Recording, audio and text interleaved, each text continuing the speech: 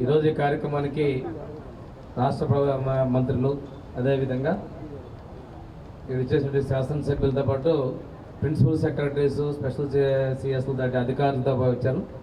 కేంద్రం నుంచి కూడా ఆయుష్ శాఖ కార్యదర్శి గారు కూడా ఇచ్చారంటే ఈ కార్యక్రమానికి కేంద్ర రాష్ట్ర ప్రభుత్వాలు ఎంత ప్రాధాన్యత ఇస్తున్నాయి, ప్రజల్లో ఆరోగ్యం పట్ల అవగాహన, వారి యొక్క శ్రద్ధ పెంచాలనే లక్ష్యంతో ఈ కార్యక్రమాన్ని తీసుకోవడం జరిగింది.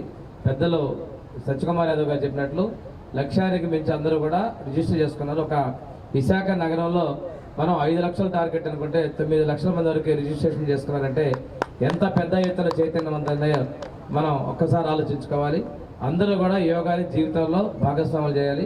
కౌంట్ డౌన్ దగ్గరకు వచ్చేసింది. ఇంకా 2 రోజులు ఎల్లుండి ఈ సమయానికి ప్రధానమంత్రి గారు, ముఖ్యమంత్రి గారు, ఉప ముఖ్యమంత్రి గారు కూడా ఈ యోగా కార్యక్రమాన్ని విజయవంతంగా పూర్తి చేసుకొని ఒక సరికొత్త రికార్డుని ఈ సాగర తీరం వేదిక కాబోతున్నందుకు విశాఖ ప్రజలందరూ తప్పనిసరిగా పార్టిసిపేట్ చేయాలి. రాష్ట్ర ప్రజలందరూ కూడా ఈ కార్యక్రమంలో 2 కోట్ల మంది భాగస్వాములు కావాలని మనస్ఫూర్తిగా కోరుకుంటూ సెలవు తీసుకున్నాం. Thank you very much.